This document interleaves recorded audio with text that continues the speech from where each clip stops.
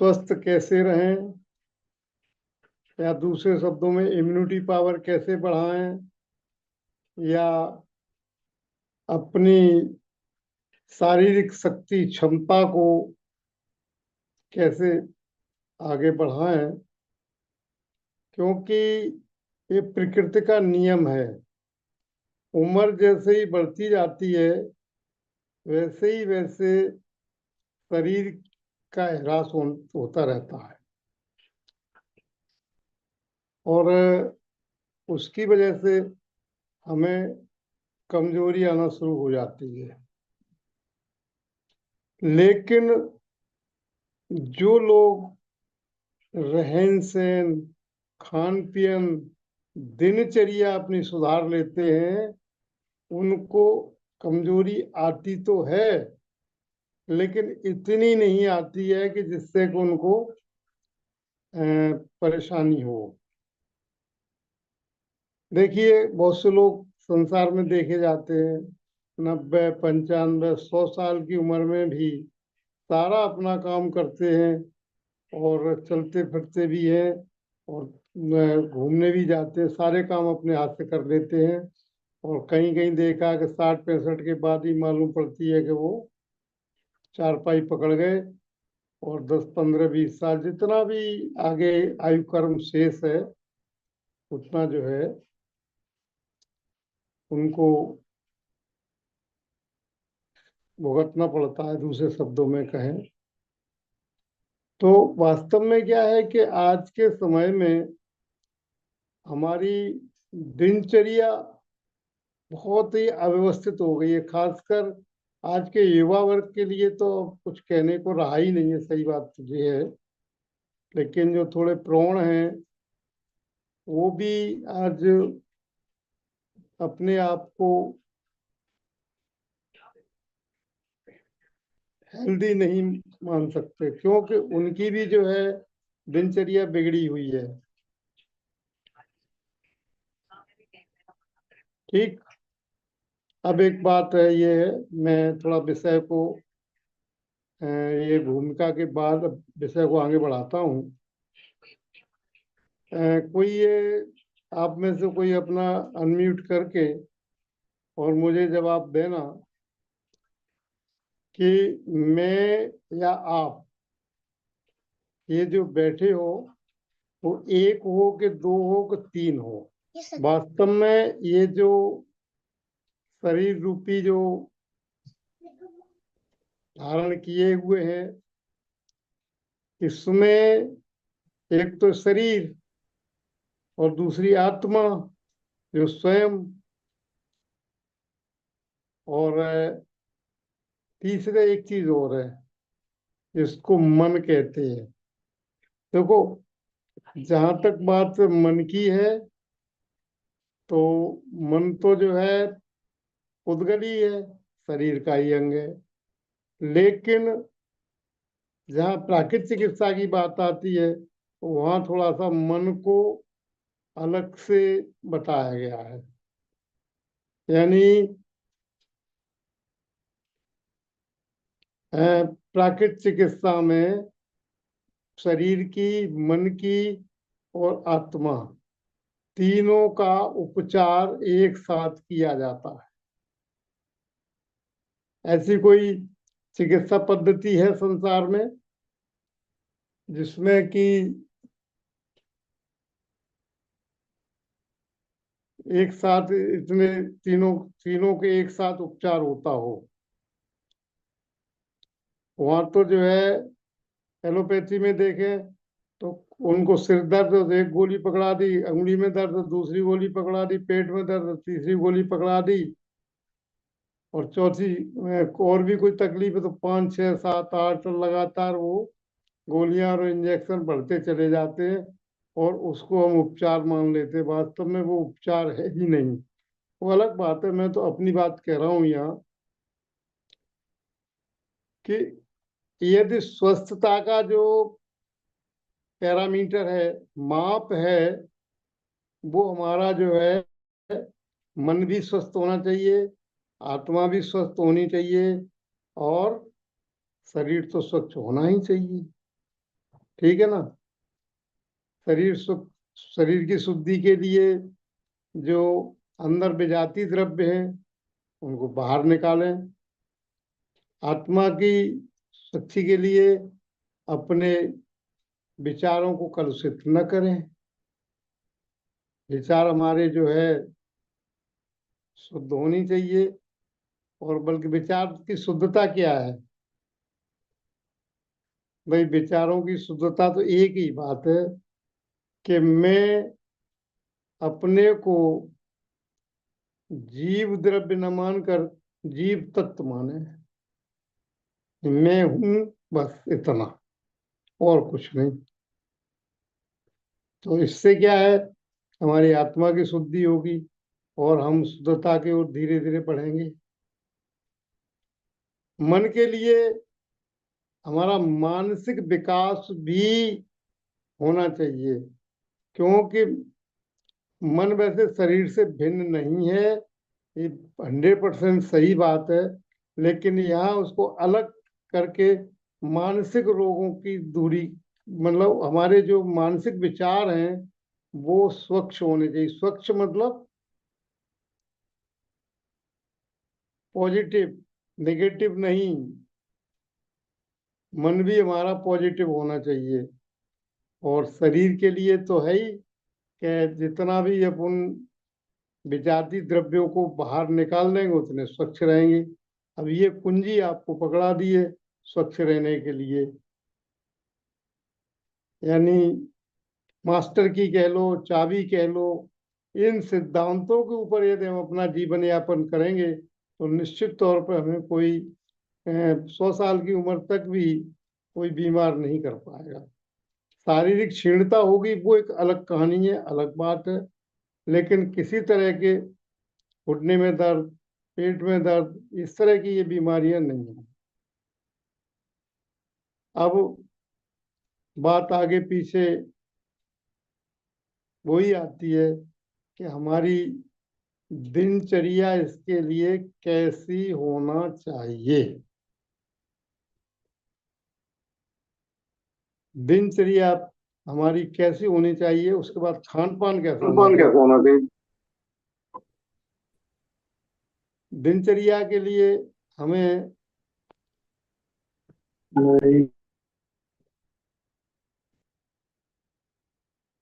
सबसे पहले यदि वास्तव में हम अपने आप को निरोग रखना चाहते हैं, रोग रहित रहना चाहते हैं, अपना इतना अपना काम अपने हाथ से कर लें, इतनी शक्ति हमारे शरीर में हम रखना चाहते हैं, तो हमारी दिनचर्या भी जो है होनी चाहिए। जब हम सो के जगेंगे 8 बजे, 7 बजे, 9 बजे, तो आप अपने जीवन की बहुत बड़ी भूल कर रहे हैं, जिससे कि आप कभी भी अपने आप को स्वस्थ नहीं रख पाएंगे।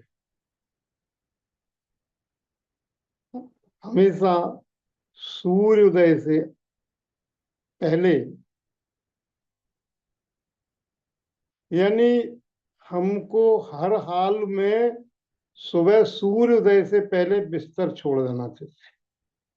देखिए, आप लोग इसको मानो या मत मानो, लेकिन ये जीवन जीने की जो कला है, हमें निरोग रहने की जो कला है, उसकी बहुत बड़ी अहम भूमिका है। इसके बाद जिस बिस्तर पे हम लेटे हैं उसका चदरा, रजाई, गद्दा मौसम के अनुसार जो भी कपड़े हैं उनको उठा के और उनको थोड़ा सा जो है फटकार के और घड़ी करके किसी स्थान पर रख देना चाहिए। उसमें क्या है, आप रात भर जिस बिस्तर पे सोए हैं, आपके शरीर से के संसर्ग से वहाँ कई एक जीव की उत्पत्ति होती है। और वो जीव, वो वायरस आपके वो वायरस आपके उन कपड़ों में लगे रहते हैं। तो शरीर के वायरस तो आप कपड़े बदल के नहा के उनको शुद्ध कर लेते हो, लेकिन वो बिस्तरा आपके तो वैसे ही पड़े रहे तो वो आपके लिए हानिकारक ही है। उन बिस्तरों को उठा करके, साफ करके, फटकार के, घड़ी करके अलग रख देना चाहिए। और मैं बिल्कुल उसके खिलाफ हूँ जो लोगों के गद्दे परमानेंट बिछे रहते हैं और बहुत मोटे गद्दे होते हैं, उनको गारंटी से कमर और घुटने के दर्द होंगे ही होंगे। आपके गद्दे पतले होना चाहिए, रुई के होने चाहिए।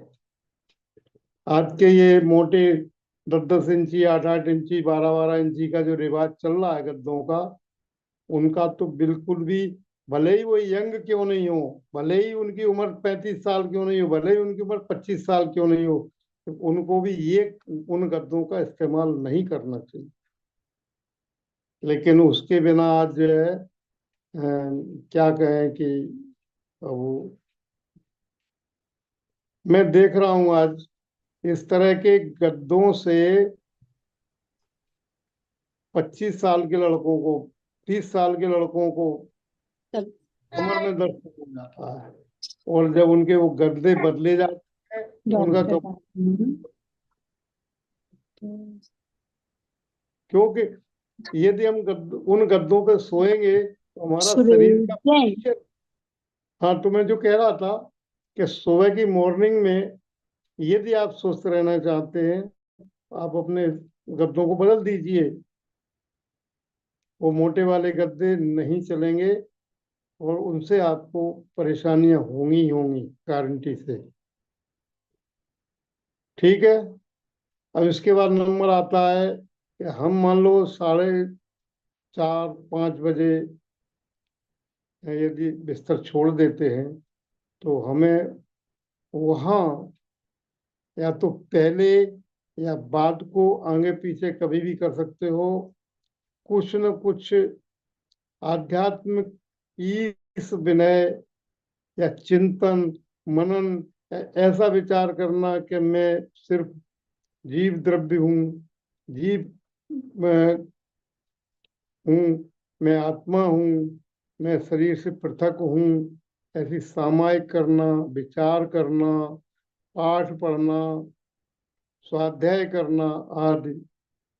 अ, पाठ वगैरह पढ़ना ज़्यादा उपयोगी रहेगा। और संभव हो यदि मंदिर घर के पास है तो अपन सुबह दर्शन करने भी जा सकते हैं।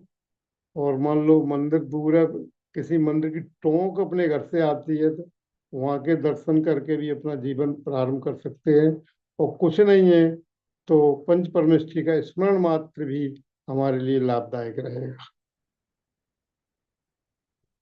अब उसी समय सूर्योदय जब हो, उस समय आप 1 गिलास, 2 गिलास पानी, ताजी पानी, अपने रूम टेम्परेचर का पानी या अपने शरीर टेम्परेचर का पानी, न अधिक गर्म न अधिक ठंडा, उसमें नींबू का रस मिला करके धीरे धीरे बैठ के आसानी से उसको ग्रहण करें। ऐसा नहीं कि जल्दी जल्दी पी लें और गटागट गटागट लो डाल लिया और हमको टाइम नहीं है हम तो चल दिए भैया। उसके लिए 1-2 गिलास पानी पीने के लिए कम से कम 10 मिनट का समय जरूर मिलाएं और मुंह में उस पानी को चलाते हुए। लेकिन एक बात ध्यान रखना, वो जो ऊषा पान इसको बोलते हैं, यानी इस पानी को पीने को ऊषा पान बोलते हैं, इसका नाम ऊषा पान है। इसको जब करते हैं तो हमें किसी भी तरह का मुंह में बुरुस, मंजन आदि, कुल्ला आदि नहीं करना चाहिए।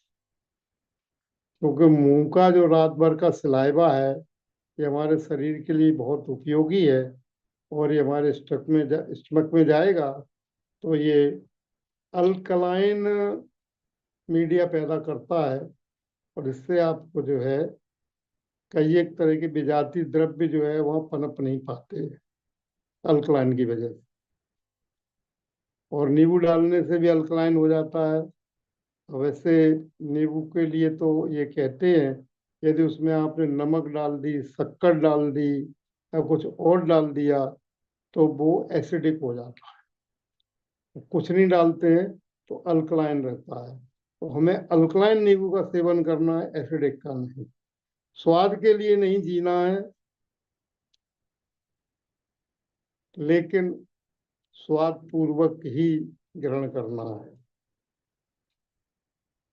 स्वाद के लिए भोजन नहीं, और भोजन स्वाद पूर्वक ही करना है।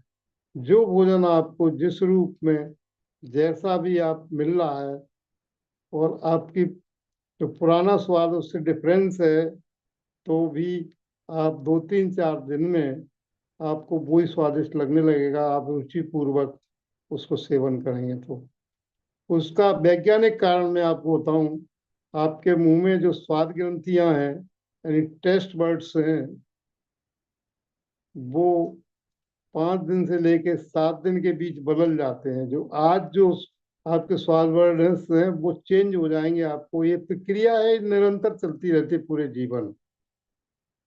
तो यदि आपने भोजन बदला तो 1 2 दिन 3 दिन आपका पूरा स्वाद जो आपको आपके बसा हुआ है वो ग्रंथियों के साथ में बदल जाएगा। तो 2 3 दिन आप वही रुचिकर लगने लगेगा।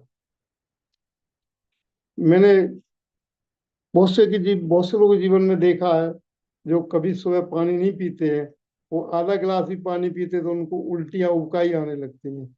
लेकिन वो ही व्यक्ति 1 हफ्ते बाद 2 गिलास पानी पीता और कोई कुछ नहीं होता है, क्योंकि उसकी फिर हैबिट बदल जाती है। पहले आप फ्रेश होने के लिए जाइए और देखिए, जो व्यक्ति का स्टूल यानी मल सीट पे बैठते ही 10 सेकंड के अंदर पास हो जाए, वो उसको कब्ज नहीं है। कब्ज की पहचान मैं आपको बता रहा हूँ। यदि आपको टाइम अधिक लगता है तो आप कब्ज है, कब्ज का इलाज करिए। फिर आप उसको,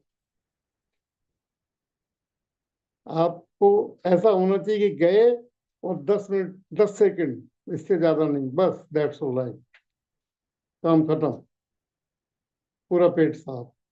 और अन्यथा आपको जो है, यदि आप बैठ के प्रेशर लगाते हो, ये पीते हो, वो करते हो, चाय पीते हो, सिगरेट पीते हो, बीड़ी पीते हो, कुछ भी करते हो, तो ये आपको बहुत बड़े कब्ज की निशानी है। और कब्ज जो है सारे रोगों की जड़ होती है। ठीक है, कांटा आ गए अपन। सुबह जो है अपने को इम्यूनिटी पावर बढ़ाना है, स्वस्थ रहना है। तो ये क्रियाएं आपको, दिनचर्या आपकी ऐसी प्रारंभ होनी चाहिए। उसके बाद ईश विनय का नंबर आता है, पूजा पाठ, जिसकी जो दो आदत अवश्य करें। देखो, यदि हम शुभ कार्यों में प्रवर्तेंगे तो हमें शुभ कर्मों का यानी साता कर्मों का बंध होगा, और वो उदय में आएंगे तो हमारी असाता कर्म जो है छूट जाएंगे, और साता कर्म के उदय में हम स्वस्थ रहेंगे। और यदि हमारी जो है ये पूजा पाठ करने की पद्धति निर्वांछक रूप से है, कोई वांछा नहीं किसी तरह की, इवन कहने का मतलब ये है कि भगवान की यदि हम स्तुति कर रहे हैं तो ये भी वांछा नहीं होनी चाहिए कि भगवान हम आप जैसे हो जाएं। थोड़ी कड़क बात है, समझ में आना चाहिए। वहाँ क्या विचार होना चाहिए कि मैं आप जैसा ही हूं, आप में हमें कोई अंतर नहीं, ऐसे विचार आने चाहिए। ये भी वांछा है कि हम आप जैसे हो जाएं, हम आप जैसे बन जाएं। मैंने कहा साहब, निचली भूमिका में तो ऐसा होता है। अरे भाई, निचली भूमिका में कब तक पड़े रहोगे तुम? एक दिन, 2 दिन, 4 दिन, महीना, 2 महीना, 6 महीना, साल, 2 साल, 10 साल निचली हुआ कब तक पड़े रहोगे? हैं? तो अब तुम कहो, अगर आप बहुत से ज्ञानी जीव हो, उनको भी जो है बीमारियां आती हैं, पूर्व जन्म के उदय से आती हैं उनको, और वो समता पूर्वक सहन करते हैं, तो उनको फिर से कर्म नहीं बनते। कर्म फिलॉसफी है। और वही आकुलता करके करते, हाय मरे हाय मरे, क्या करें, संभाल लो, दवाई दे दो, ये कर दो, कुछ भी कर दो, अब वो मुझसे सहन नहीं हो रहा है, रात को पानी, पूरी जिंदगी रात का पानी छोड़े हुए हैं, और बीमारी में अरे साहब पिला दो। अब लोग आगे ये भी कह देते हैं, अरे उनके भाव तो हो गए, तो पाप तो लग गया, पिला ही दो फिर। ऐसा नहीं करना चाहिए।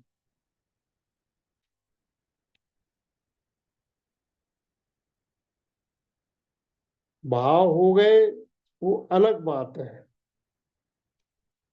हमने उसको ग्रहण कर लिया वो अलग बात। नहीं था, वो भावों से तो ही कर्म लगते हैं। वो आपका कहना अपनी जगह सही है, लेकिन वहाँ भी अंतर है। डिटेल में आप इस संबंध में कुछ अ, समझना चाहते, पढ़ना चाहते, सुमत भाई साहब के प्रवचन सुनना।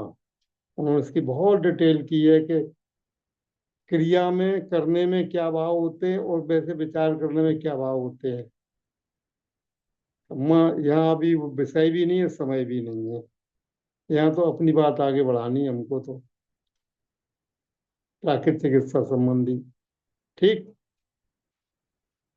तो ये अपना जो है मंदिर आदि का समय, जो भी आप व्यवस्थित करो, जरूर करो। थोड़ा करो, 10 मिनट करो, 15 मिनट करो, 1 घंटा करो, जितना हो सके करो।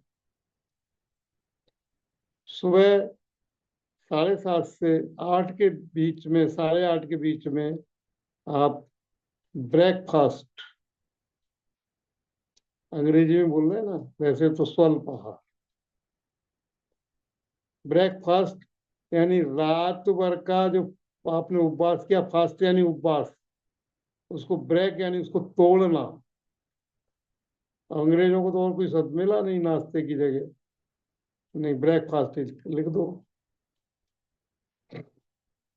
तो वो जो है आपको, उसमें सिर्फ आपको मैं जनरल बता रहा हूँ, वैसे तो व्यक्ति की शक्ति के अनुसार उनकी डाइट अलग अलग हो सकती है, होती भी है, और उनकी बीमारी के अनुसार, उनकी क्षमता के अनुसार सारी बातों विचार करके फिर उनका जो है क्या लेना चाहिए, क्या नहीं लेना चाहिए, वो बताया जाता है। लेकिन यहाँ एक जनरल बात मैं कह रहा हूँ कि आप मात्र फल या ड्राई फ्रूट्स जो कि रात को भिगो देते हैं, उनका सेवन करें, कि उनका भरपूर भरपेट सेवन कर सकते हैं आप। फल, सब्जियां, सूप, सलाद, नारियल पानी, इतनी सारी चीजें बता दी आप। इनका कॉम्बिनेशन आगे पीछे करके जितनी अपनी आवश्यकता हो, अपने शरीर की जरूरत हो, उस हिसाब से क्वांटिटी लें। ये स्वयं विवेक लगाना पड़ेगा अपने को। ओवर डाइट भी नहीं हो, और अंडर डाइट भी नहीं हो। और उसमें आपको जो है सबसे मुख्य बात यह है कि धीरे धीरे बैठ करके ये सब इनको प्रयोग करना चाहिए। हाँ, एक बात ध्यान रखना, सलाद आप खाते हैं, खीरा ककड़ी खाते हैं, उस पर नमक, जीरा आदि का कोई इस्तेमाल न करें। नहीं तो उसके जो एंजाइम्स हैं, उसके जो विटामिन हैं, वो नष्ट हो जाते हैं, और आपने जो खाया उसकी पूरी आपको ताकत नहीं मिलती। पूरा चबा चबा के खाएं, जल्दी नहीं खाएं, धीरे धीरे खाएं। वही थीम आ गई ना अपनी, नो ओवर ईटिंग, है ना, और no fast eating, always deep breathing. ये तीनों ही चीजें जो है आपको स्वास्थ्य के लिए लाभकारी है। फिर से बताते हैं एक बार। No over eating, no fast eating, always deep breathing, यानी गहरी सांस हमेशा लें। क्यों? ऑक्सीजन की कमी से भी बहुत सारे रोग आदि हो जाते हैं। और ऑक्सीजन के पैसे तो कहीं लगते नहीं है, फ्री में मिलती है, उसमें भी हम कंजूसी करें, पूरी सांस अंदर तक नहीं लें, तो अब क्या कहें उनके भाग्य की, हम क्या कहें। पंडित टोडरमल जी की आप पढ़ लेना कि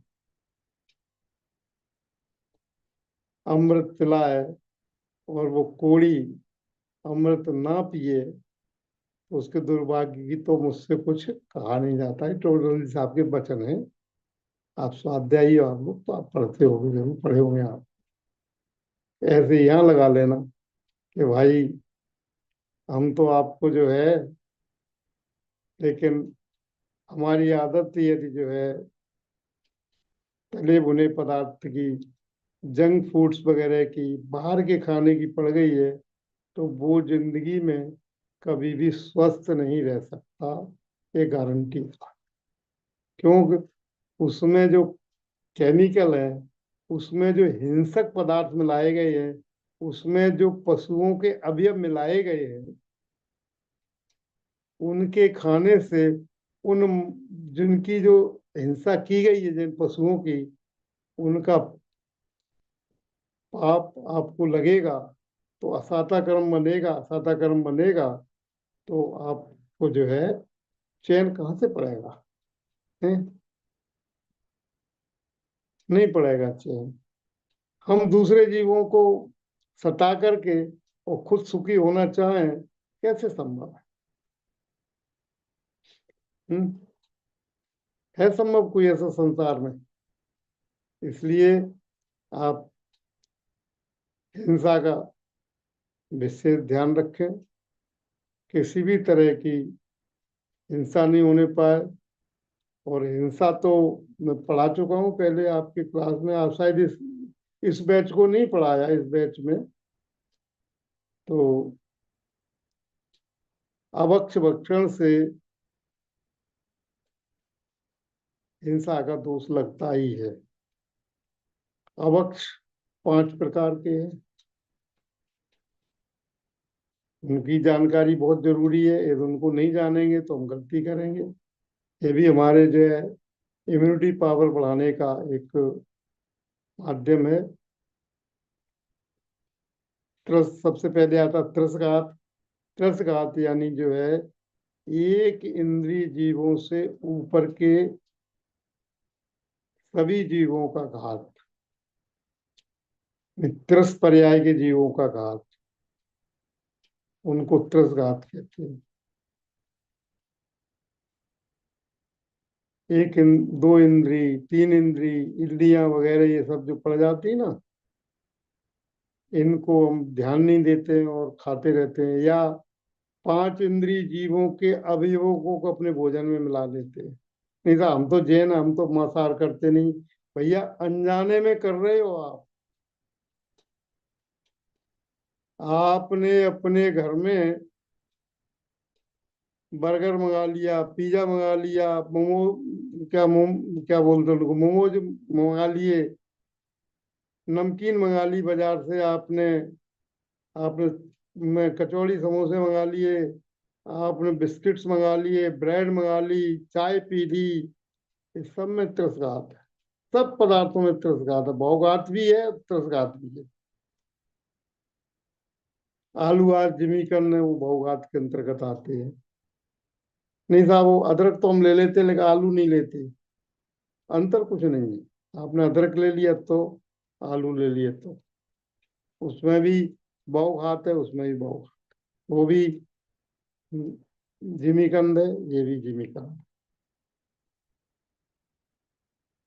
इसलिए नहीं साहब, आलू तो हमने छोड़ दिए थे, लेकिन और दूसरी तरह के मूली ले लेते हैं साहब। मूली तो शरीर के लिए लाभदायक, इसलिए मूली तो डॉक्टर ने बता दी तो हम ले लेते हैं। भैया, जो मूली खाने का डॉक्टर बताया वो डॉक्टर ही नहीं है, सही बात तो है, उसको मत पकड़ो। ठीक है। आया समझ में कुछ बात? नहीं आए तो फिर से पूछ लेना। हम्म। अब इन सारी बातों के बीच में हमें अपनी दिनचर्या को, देखो मैं दोनों कमांड करके चल रहा हूँ, भोजन की भी बात करता हूँ, दिनचर्या की भी बात करता हूँ। सुबह आपको आधे घंटे से लेकर के पौने घंटे तक नियमित योगासन, दौड़, टहलना, घूमना, वॉकिंग, कोई गेम खेलना आदि के लिए जरूर समय निकालना चाहिए। यानी फिजिकल एक्टिविटी मस्ट। उसके बिना हम अपना इम्यूनिटी पावर नहीं बढ़ा सकते। कारण उसका ये है कि हम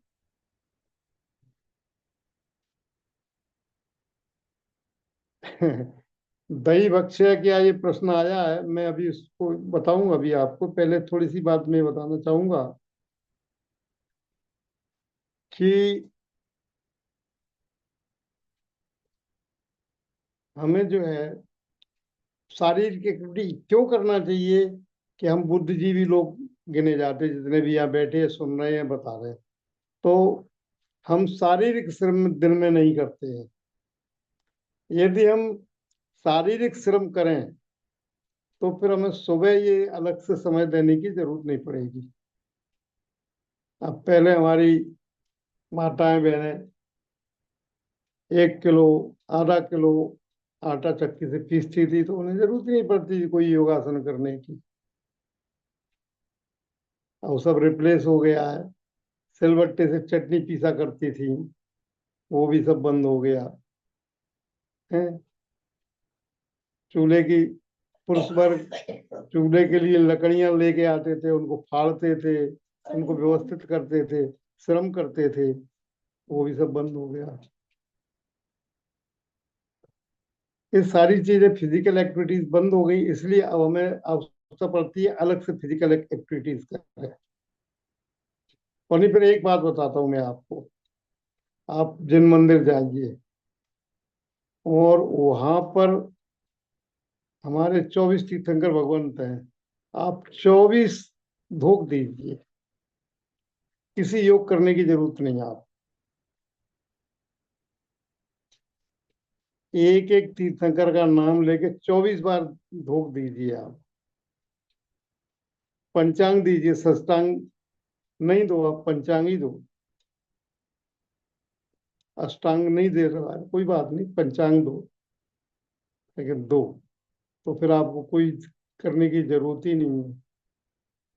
वहां तो हम जा करके भगवान के दर्शन लिए, एक फेरी, दो फेरी, तीन फेरी लगाई, और स्टूल कुर्सी पे बैठ गए आराम से और पूजा कर रहे हैं। अरे वहीं आलती पालती मार के बैठ जाओ तो घुटनों में दर्द नहीं होगा। अब वो जो डॉक्टर बता देते हैं कि आपको पालती नहीं मारना है, जमीन में नहीं बैठना है, वो अपने बिजनेस को आगे बढ़ाने के लिए आपको बता रहे हैं। हमें कोई आपसे लालच नहीं है कि आप हमें कोई फीस दोगे या कुछ करोगे इसलिए हम आपको बीमारी आपकी बढ़ाते जाएं। उनको तो लालच है, दवाइयों पे कमीशन, जांच कराएंगे उसमें कमीशन, फीस भी दोगे आप उनको जो भी हो, जितनी जितनी फीस हो, जैसा डॉक्टर हो वैसी फीस। तो वो तो कहेंगे कि आप जमीन में मत बैठिए, आप कुर्सी पे बैठिए। यानी आपका वो घुटने का दर्द ठीक नहीं करना चाह रहे। अब आजकल जैसे फिजियोथेरेपिस्ट वगैरह आ गए हैं, ये थोड़ी अच्छी बात है। फिजियोथेरेपी से दर्द ठीक हो जाते, गारंटी इस बात की है, मालिश, फिजियोथेरेपी वगैरह। लेकिन हमें जो है ये करना चाहिए। ठीक है। अब एक प्रश्न आया था कि दही भक्ष है क्या भक्ष है। बात आ गई है तो हमें विस्तार से बताने का मन हो रहा है। वास्तव में इसमें भ्रांतियां हैं लोगों की बहुत बड़ी। सबसे पहले तो दूध ही शुद्ध होना चाहिए। जिस गाय भैंस का दूध आप लेके आ रहे हो, वो दूध यदि 48 मिनट के अंतर नहीं गर्म किया जाता तो वहीं पर अवक्ष हो गया। वो नंबर एक। नंबर दो, उस गाय भैंस को यदि इंजेक्शन लगा दिया गया है तो वह अवक्ष हो गया। और उस गाय भैंस को यदि केमिकल खिला करके दूध बढ़ाया जा रहा है तो भी अवक्ष है वो। और उस गाय भैंस को कृत्रिम गर्भाधान करवाया जा रहा है, उसके बच्चों को पूरा दूध नहीं दिया जा रहा है, तो ये सब अवक्ष की श्रेणी में आता है। जब हमारा दूध अवक्ष होगा तो दही अवक्ष भक्ष कहाँ से हो जाएगा। आयुर्वेद में दूध का सेवन बताया गया है। और दूध उन्होंने बताया कि इसमें सभी तरह के पौष्टिक पदार्थ, यानी शरीर को जितनी भी एंजाइम, विटामिन विटामिन सब जो कुछ भी होता है वो सब अवेलेबल है। लेकिन आप सुन लीजिए, आप उस दूध के बारे में कैसे लिखा है उसमें आयुर्वेद में। आप भैंस को नहीं पालना है, गाय को स्वयं पालना है और उसको पूरा भोजन देना है। जब उसके बच्चा हो जाए तो बच्चा की आवश्यकता अनुसार दूध देना, जितना उसको आवश्यकता है भरपेट दूध देना दोनों टाइम। उसके बाद जो दूध बचे सेवा करने के बाद, उस दूध में से 2.5 पाव दूध, यानी लगभग 400 ग्राम दूध, 400 ml दूध बिना गर्म किए थन से निकलने के बाद एक दो अंतर मुहूर्त यानी 48 मिनट के अंदर वो उदरस्थ हो जाना चाहिए। धीमे धीमे उसको पी लेना चाहिए। और ऐसे ही शाम को 2.5 पाव दूध मात्र। फिर पूरे दिन कुछ भी खाने की जरूरत नहीं। न रोटी खाइए, न सब्जी खाइए, कुछ भी मत खाइए। फिर आपका पूरा पोषण होगा। आपके शरीर में कभी कोई रोग नहीं आएगा, कभी कब्ज नहीं होगी, कुछ नहीं होगा। ऐसा दूध मिलता है। तो उस दूध की यदि हम दही लगाते हैं तो पहले 48 मिनट के अंदर वो गर्म हो जाना चाहिए। और फिर उसमें हम जामुन लगा करके नारियल का वो नारियल के ऊपर का जो खपरा होता है ना, जैसे के बोलते छिलका बोलते हैं वो, या बादाम, या संगमरमर का पत्थर, या चांदी का कोई सिक्का, रुपए कोई है, उसको डाल के जमाते हैं। तो जिस समय से जामुन आपने लगाया उससे 24 घंटे तक वो बख्श माना जाएगा। 24 घंटे के बाद वो अबक्ष हो जाएगा। ये रतनकंड श्रावकाचार में लिखा हुआ है, आप पढ़ लेंगे। मैं अपनी ओर से कुछ नहीं कह रहा। ये दूध ही हमारा शुद्ध नहीं है तो दही शुद्ध कैसे बनेगा। वो अबक्ष ही रहेगा वो तो। टाइम ज्यादा हो गया तो अबक्ष हो गया। हमने उसमें जामुन लगा दिया तो अबक्ष हो गया वो। अब आप विचार कर लेना दही के बारे में। मैंने आपको बता दिया है, बक्ष बक्ष की आपने पूछी थी तो इतना डिटेल आप देख लेना। और हम तो ये प्रेफर करते हैं कि आप नारियल का दूध लीजिए, बादाम का दूध लीजिए, मूंगफली का दूध लीजिए, सोयाबीन का लीजिए, जो पसंद हो वो करिए आप। क्या जरूरत है हमें जो है अवक्ष दूध का सेवन करें। भोजन इसका सही समय है 10:30 से लेकर के 11:30 मैक्सिमम 12 बजे। उस समय जठराग्नि तीव्र होती है। जठराग्नि यानी जो है भोजन पचाने की जो ताकत है, जो शक्ति है, वो सबसे ज्यादा तीव्र इसी समय रहती है। ऐसा वैज्ञानिकों ने ही बताया और आयुर्वेद ही बता रहा है और प्राकृतिक चिकित्सक लोग भी, उनका अनुभव भी यही बताता है। तो उस समय आप जो है, अब उसमें एक समस्या ये है कि एक कोई 5 साल का बच्चा है, 10 साल का बच्चा है, 20 साल का युवक है, 25 साल का युवक है, 35 साल का युवक है, फिर 45 साल के हैं, उसके बाद 50-55 साल के प्रौढ़ हैं, फिर 60 से ऊपर के हैं, और फिर 70 से ऊपर के हैं। तो सबकी डाइट अलग अलग होती है। किसको प्रोटीन ज्यादा देना है, किसको प्रोटीन कम देना है, किसको कार्बोहाइड्रेट कम करना है, किसी को जो है कैल्शियम ज्यादा देना है, किसी को कैल्शियम कम करना है। ये सारी चीजें जो है अलग अलग कैटेगरी में जाते हैं। इसका अपन एक डाइट चार्ट नहीं बना सकते। फिर भी कॉमन आपको बताते हैं कि हमें जो है 80% फल सब्जियों का इस्तेमाल करना चाहिए, 20% अन्न का। जो स्वस्थ व्यक्ति हैं, किसी तरह की जो है उनको कोई शारीरिक, ऐसे तो देखा जाए तो ऐसा कोई शरीर होगा ही नहीं जिसमें रोग न हो, वो अलग बात है। लेकिन एक नॉर्मल स्वस्थ जो होते हैं उनकी बात कर रहा हूँ मैं।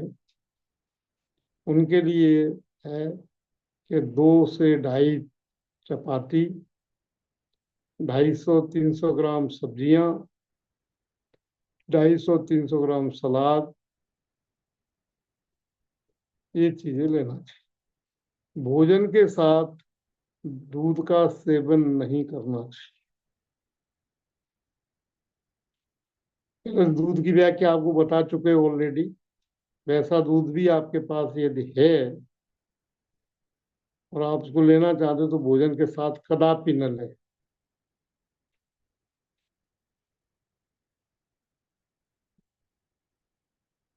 ये ध्यान रखें। मतलब यदि दूध आपके पास है, आप दूध पीना ही चाहते हो, तो जब दूध पिए तब और कुछ न लें। ड्राई फ्रूट्स, बेड फ्रूट्स, ताजे फ्रूट, मौसमी फ्रूट्स, कुछ भी न लें। पनीर तो सबसे ज्यादा हानिकारक चीज है। पनीर वाकई में, पहले तो दूध शुद्ध नहीं है, उसका फिर पनीर भी आप बना लो तो पनीर कदापि इस्तेमाल नहीं करना चाहिए। प्राकृतिक चिकित्सा में पनीर को कोई स्थान नहीं दिया गया है बिल्कुल भी। क्योंकि बाजार में जो पनीर मिलता है वो तो अवक्ष के साथ साथ सिर्फ शरीर में जाकर के विजातीय द्रव्य एकत्रित करता है। वो स्वयं विजातीय द्रव्य है, उसमें तमाम तरह के केमिकल्स आदि मिला करके, और कई एक दूध के अलावा अन्य चीजों का भी पनीर बनाए जाने लगे हैं। इस वजह से जो है वो तो हानिकारक है ही। और घर में भी यदि आप पनीर बनाते हो, दूध आपका शुद्ध है तो पनीर है, लेकिन पनीर नहीं बनाना चाहिए कभी भी। मेरी राय तो ये है। पनीर आपको कभी भी जो है मुंह का टेस्ट दे सकता है, आपको आपको स्वाद आपका बढ़ा सकता है, लेकिन शरीर में उसका लाभ कुछ नहीं होने वाला। अच्छा, मेरा प्रश्न ये है कि भोजन के साथ सलाद लेना चाहिए या नहीं। और एक प्रश्न और है कि भोजन के साथ जैसे दाल खा रहे हैं, रोटी खा रहे हैं, सब्जी खा रहे हैं, तो पहले सीक्वेंस, पहले प्रोटीन लेना चाहिए, फिर कार्बोज लेना चाहिए, फिर विटामिन मिनरल्स लेना चाहिए। ऐसा सीक्वेंस होना चाहिए। जी नहीं। आपका प्रश्न है कि दाल भी अपन खा रहे हैं, देखो, यदि हमें स्वस्थ रहना है तो बेमेल भोजन का भी, तो वो आपने बहुत अच्छा प्रश्न किया है और वो अभी मेरे दिमाग में भी नहीं था। बेमेल भोजन का त्याग करना चाहिए। यदि हम दालों का इस्तेमाल कर रहे हैं तो हमें सब्जी के साथ दालों का उस दिन इस्तेमाल करना चाहिए। जैसे किसी दिन हमने क्या किया कि मूंग साबुत या और भी जो चीजें होती, चने साबुत, उनको उबाल लिए, वो सलाद के साथ में आप सेवन कर रहे हैं उनको, लेकिन फिर आप कार्बोहाइड्रेट रोटी वगैरह न लें तो वो आपको नुकसान नहीं करेगा। और यदि आपने प्रोटीन के बाहुल्य पदार्थ भी लिए और कार्बोहाइड्रेट भी ले लिया और फिर उसमें सब्जी भी ले ली, तो ये कॉम्बिनेशन ठीक नहीं है। जब आप रोटी लें तो उसके साथ सब्जियां ही लें, दाल न लें। जब दाल लें तो फिर रोटी नहीं लें। फिर आप कहेंगे कि हमारा जो प्रोटीन की कमी कैसे पूरी होगी। मान लो 30 साल का बच्चा है, 25 साल का युवक है, उसको प्रोटीन की अधिक जरूरत होती है, ठीक है ना। तो प्रोटीन के लिए उसको जो है, जो बहुत सारी सब्जियां होती है उनमें भी प्रोटीन होता है। आप गेहूं खाते हो उसमें भी प्रोटीन होता है, उससे प्रोटीन की पूर्ति हो जाती है। लेकिन उसके लिए हम ऐसा कर सकते हैं कि सुबह के टाइम हम प्रोटीन बाउल पदार्थ ले लें, शाम को कार्बोहाइड्रेट के साथ में पदार्थ ले लें, ऐसा चेंज कर सकते हैं। या 2 दिन हम प्रोटीन वाले पदार्थ ले लें, क्योंकि उसमें जो कॉम्बिनेशन होता है, कार्बोहाइड्रेट 3 घंटे में पचता है और प्रोटीन 6 घंटे में पचती है। उस समय हमको एसिडिटी या गैस की परेशानियां हो जाती हैं जनरली, जब हम एक साथ कार्बोहाइड्रेट और प्रोटीन लेते हैं। आप करके देख लेना 1 हफ्ते का, आप इसको कोर्स कर लेना इसको, आपको समझ में आ जाएगा कि वास्तव में हम गलती कहाँ कर रहे हैं। ताऊ जी, ठीक बात एक समझ में आ प्रश्न गई। आया था। आप दाल एक में घी प्रश्न। डाल सकते हो, है ना, लेकिन घी प्योर मिले तब ना, शुद्ध मिले तब। नहीं तो फिर नारियल, प्रोटीन के लिए आप नारियल का इस्तेमाल भरपूर करिए। आप ग्राउंड नट यानी मूंगफली का इस्तेमाल करिए प्रोटीन के लिए। आप, ये प्रोटीन पॉजिटिव प्रोटीन है। आप कुछ मात्रा में काजू का इस्तेमाल करें,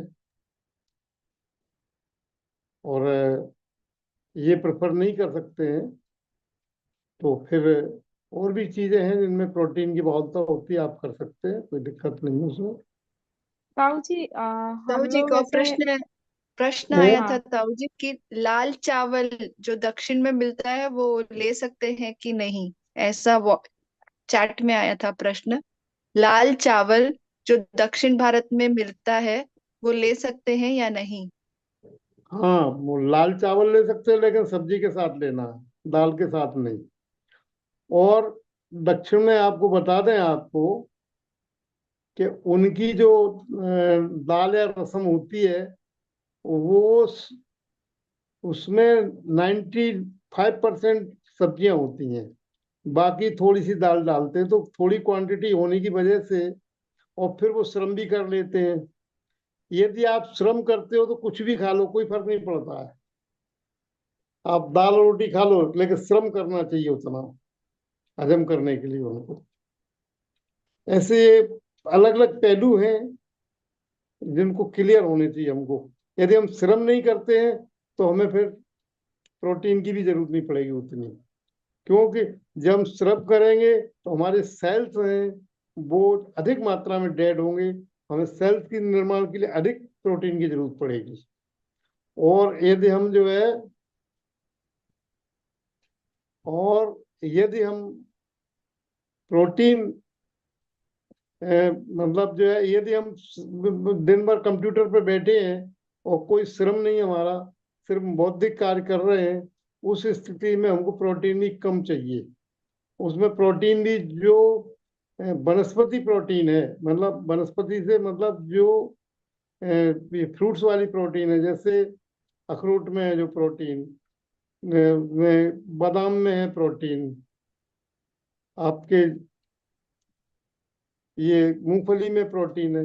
इनकी थोड़ी मात्रा आप उसमें ऐड कर सकते हो। नारियल में ले लीजिए, आप हरा नारियल ले लीजिए, सूखा नारियल ले लीजिए, उसमें अच्छी मात्रा में प्रोटीन है और वो प्रोटीन आपको लाभकारी रहेगी, वो आपको नुकसानदायक नहीं रहती है। ऐसा क्लासिफाइड किया गया है। आप मतलब इन चीजों पे अपने को टर्न कर लीजिए। लेकिन नहीं था, हम तो दाल रोटी हमको खाते हैं, हम उससे ज्यादा तो अब हम कुछ कर ही नहीं सकते हैं। तो भाई ये आप जानो इस बात को।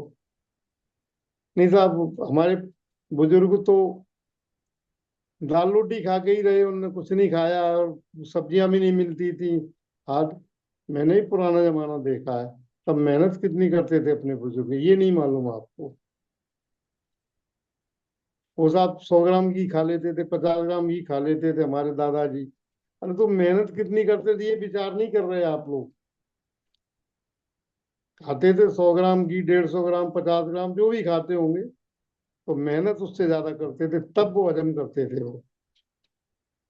और आपको मेहनत तो है नहीं, एसी से निकलना नहीं है, एसी कार में जाना है, मंदिर भी जाएंगे तो स्कूटर लेके जाएंगे, वहीं पैदल नहीं जाना है, भले ही वो आधा किलोमीटर आपके घर से हो। और कहीं जाना है बाजार में, परचूनी वाली दुकान पे जाना तो स्कूटर से जाएंगे, और एक आध 2 किलोमीटर कहीं जाना तो कार से जाएंगे, कार भी एसी है। तो कहाँ से इम्यूनिटी पावर आपका बढ़ेगा है? इन सारी चीजों को मद्देनजर रखते फिर हमको डाइट पे ध्यान देना चाहिए।